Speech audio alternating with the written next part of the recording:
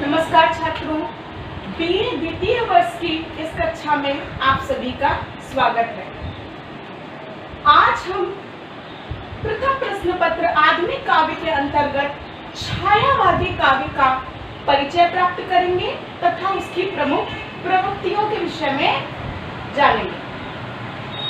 छायावाद हिंदी साहित्य का एक महत्वपूर्ण काव्य आंदोलन है जो द्विवेदी युग की घोर तीव्रतात्मकता तथा नैतिकता के विद्रोह के फलस्वरूप काव्य जगत में उभरा था। छायावाद कवि समाज द्वारा अपने अनुभूति पक्ष को प्रमुखता देने के लिए चलाया गया था। जैसा कि हम जानते हैं कि द्विवेदी युग घोर नैतिकता तथा आदर्शवाद का पक्षधर था। कवि हृदय को अपनी अनुभूति प्रदर्शित करने का अवकाश नहीं मिल पा रहा था। संपूर्ण कविता क्षेत्र में सिर्फ नैतिकता और आदर्श का ही बोलबाला था। इसी कारण कवि के हृदय की कोमल भावनाएं कहीं दब करके रह गई थी। इन्हीं भावनाओं को उभारने के लिए, सामने लाने के लिए द्विवेदी युग की नैतिकता व तीव्रतात्मकता के फलस्वरूप छायावादी काव्य आंदोलन का उदय हुआ था। समय सीमा यदि देखें तो 1918 से लेकर 38 तक के कालखंड की रचनाएं छायावादी युग के अंतर्गत आती हैं। छायावादी काव्य बौद्धिक एवं शुष्क काव्य से साहित्य जगत को मुक्त कराने का महत्वपूर्ण कार्य करता दिखाई देता है। कहते हैं कि हर क्रिया किसी न किसी क्रिया की प्रतिक्रिया होती है, तो द्विवेदी युग की घोर शुष्कता व बौद्धिकता के फलस्वरूप हिंदी साहित्य में छायावादी नामक आंदोलन सामने आया था।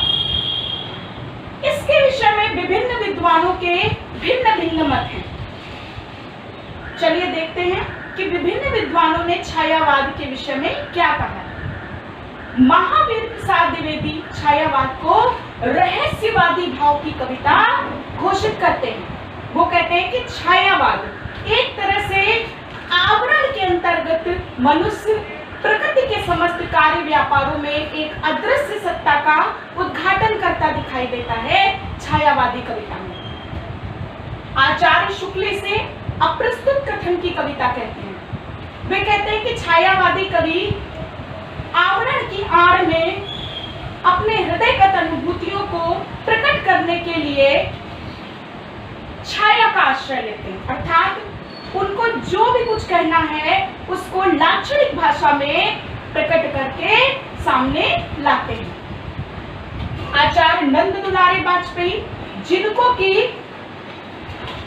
छायावादी कविता के महत्व को प्रतिष्ठित करने का श्रेय दिया जाता है, वे इसे आध्यात्मिक भाव की कविता कहते हैं। उनका कहना है कि संपूर्ण छायावादी काव्य प्रकृति में अदृश्य सत्ता का निदर्शन करता है तथा छायावादी कवि प्रकृति के प्रत्येक कार्य व्यापार में ईश्वर का दर्शन करते हैं। तो उनके अनुसार आध्यात्मिक भाव की कविता है। जयशंकर प्रसाद छायावाद की तुलना मोती की सी तरलता से करते दिखाई देते हैं।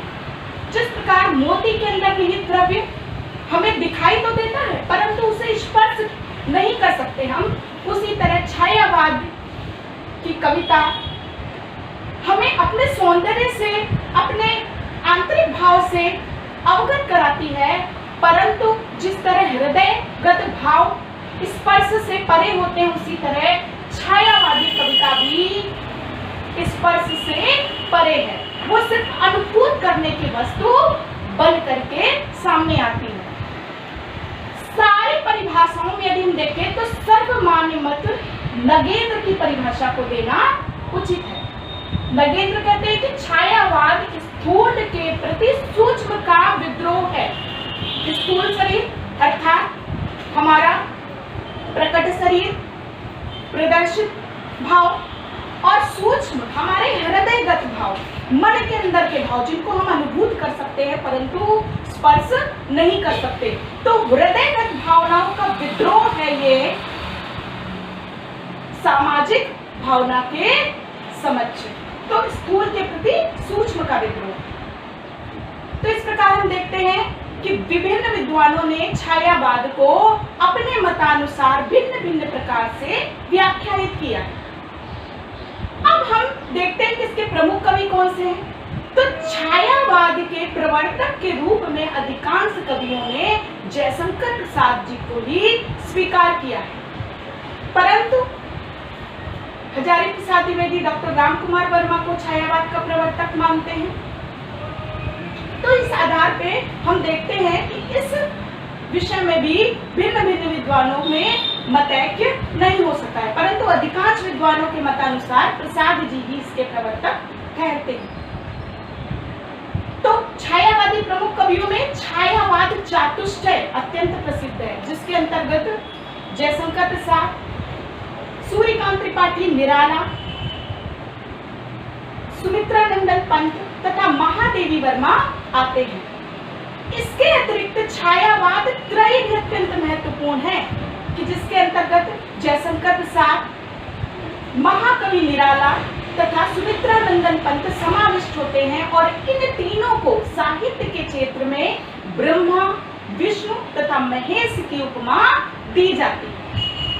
अब आते हैं छायावादी प्रवृत्तियों की ओर। तो छायावाद की सबसे पहली प्रवृत्ति अनुभूति पक्ष की प्रधानता थी कि कवि अपने हृदयगत भावों की अनुभूति के लिए विकल हो रहा था। हृदय की अनुभूतियों को दबाने की स्थान पर वो संपूर्ण समाज के सम्मुख लाने का प्रयास कर रहा था, तो अनुभूति पक्ष की प्रधानता थी। यहाँ पर जयशंकर प्रसाद कहते हैं कि ले चल मुझे भुलावा देकर मेरे नाविक धीरे धीरे, अर्थात उनके लिए अपनी अनुभूतियों को सामने लाने का माध्यम कविता बन करके उभरी थी। दूसरी विशेषता है रहस्यात्मकता। जैसा कि हम जानते हैं कि छायावाद अप्रस्तुत कथन की कविता है, तो छाया के आवरण के भीतर प्रत्येक छायावादी कवि एक अदृश्य सर्वशक्तिमान सत्ता का निरूपण करता है। प्रकृति के समस्त कार्य व्यापार कवि को रहस्यात्मकता की ओर प्रेरित करते हैं।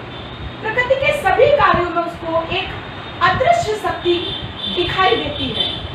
जैसे पंत जी कह उठते हैं कि स्तब्ध ज्योत्सना में संसार, चकित रहता शिशु सा नादान, न जाने नक्षत्रों से कौन निमंत्रण देता मुझको मौन। तो यहाँ प्रकृति के कार्य व्यापारों में अदृश्य सत्ता का निरूपण, रहस्यात्मकता का भाव छायावाद की प्रमुख विशेषता है। तीसरा, अलौकिक प्रेम का चित्रण। छायावादी कवि सांसारिक प्रेम से ऊपर उठकर अलौकिक प्रेम का चित्रण करते दिखाई देते हैं। महादेवी वर्मा कहती हैं कि उस असीम का सुंदर मंदिर मेरा प्रियतम, शुद्धतर जीवन रे क्या पूजा क्या अर्पण रे। प्रसाद जी कहते हैं गौरव था नीचे आए प्रियतम मिलने को मेरे, मैं इठला उठा किंचन देखे जो स्वप्न सवेरे। तो संपूर्ण छायावाद में अलौकिक प्रेम का चित्रण भरा पड़ा हुआ है। चौथी विशेषता है स्वच्छंदतावाद की प्रवृत्ति।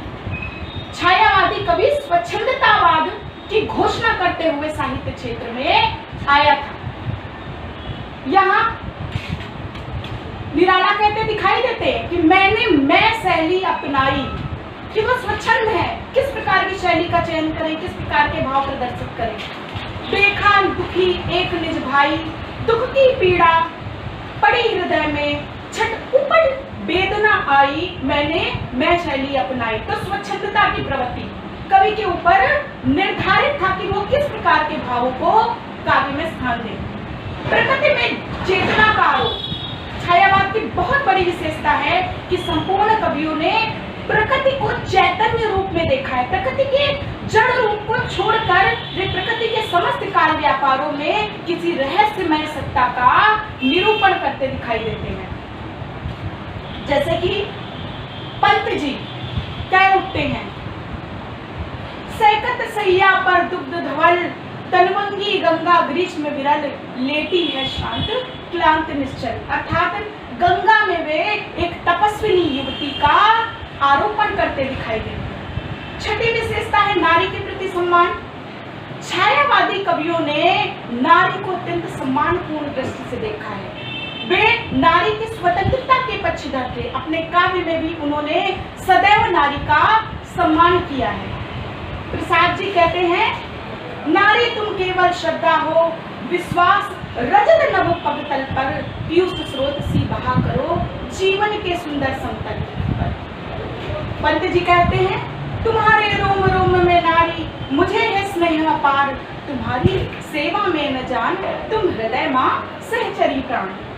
तो हम देखते हैं कि नारी के प्रति अत्यंत पवित्र और उच्च दृष्टिकोण, आदर्श दृष्टिकोण दिखाई देता है छायावादी कविता में। मानवतावादी दृष्टिकोण, छायावादी कवि मानव को मानव के रूप में देखने को पक्षधर थे।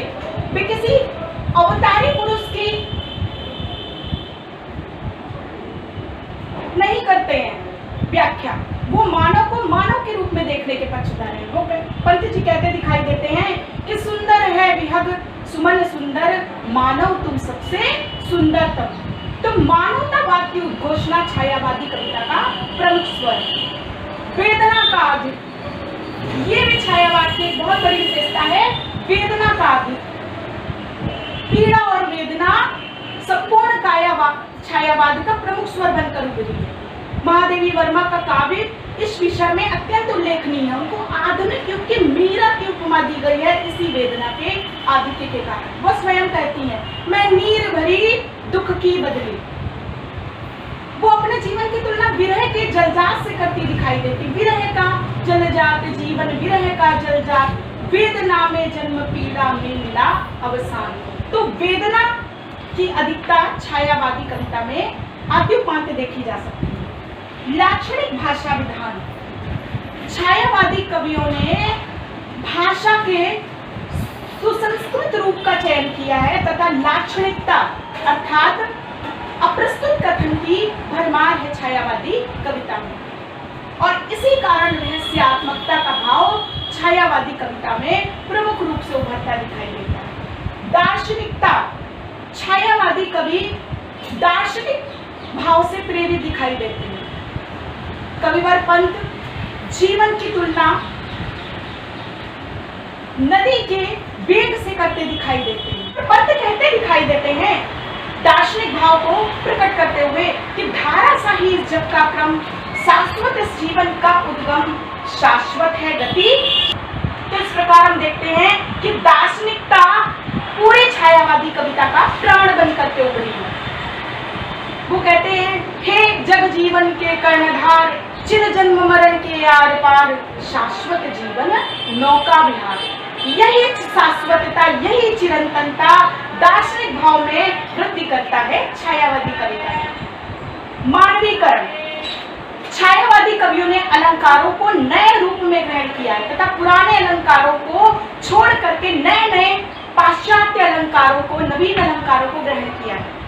मानवीकरण उनमें अत्यंत प्रमुख है। जैसे कि सोन जूही की कवि छवि नवेली कहते दिखाई देते हैं पंत जी। इसके अतिरिक्त निराला, प्रसाद, महादेवी सभी ने मानवीकरण अलंकार का बहुतायत प्रयोग किया है। जिनके लघु दीपों को अंचल अंचल की ओट किए अबचल, फिरती लहरें छुक छिप छिप पल पल। तो यहाँ पे लहरों का भी मानवीकरण किया गया है। तो मानवीकरण अलंकार। युगीन चेतना, ये बहुत ही बड़ी विशेषता है छायावादी काव्य की कि छायावादी कवियों ने व्यक्तिगत स्वतंत्रता का उद्घोष किया है परंतु कहीं पे भी राष्ट्र की स्वतंत्रता को वो विस्मृत नहीं कर पाएंगे। उनके कविताओं के स्वर में जहां एक ओर वे व्यक्ति की स्वतंत्रता की घोषणा करते हैं, वहीं वे राष्ट्र की स्वतंत्रता के लिए भी जन सामान्य को सजग करते दिखाई देते हैं। तो युगीन चेतना दिखाई देती है। जैसे प्रसाद जी कामायनी में श्रद्धा के माध्यम से कहलाते हैं कि पुरातनता का यह निर्मोह सहन करती न प्रकृति पर एक नित्य नूतनता का का आनंद किए है परिवर्तन में ते। साथ ही वो सबको कर्मवाद का संदेश देते हुए भी कहती है, कर्म का भोग, भोग का कर्म, यही जड़ का चेतन आनंद। सत्य के विद्युत कण जो व्यस्त बिखरे हैं हो निरपाय, समन्वय उनका करे समस्त, विजयनी मानवता हो जाए। अर्थात मानवता के लिए संदेश की दृष्टि से भी छायावादी काव्य पूर्णतः सफल कहा जा सकता है। तो इस तरह हम देखते हैं छायावादी काव्य आंदोलन, उसकी विशेषता, प्रमुख कवि तथा विभिन्न विद्वानों के उसके बारे में मतांतर हों। आशा है आपको वीडियो पसंद आएगा। धन्यवाद।